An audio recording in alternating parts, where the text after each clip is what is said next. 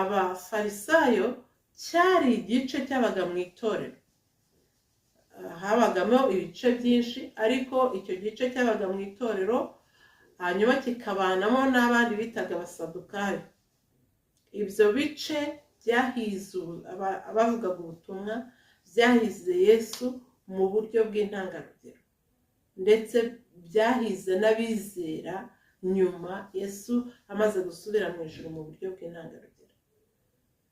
Yesu rero yarebaga mu mitima y'abo bantu, kuko yajyaga mu rusengero akareba ibyo bakora, akareba ibyo bigisha, akareba ibyo bakora hanze y'urusengero, akareba ibyo bakora hanze yo kwandika, akareba ibyo bakora hanze yo kuvuga ko ari abafarisayo.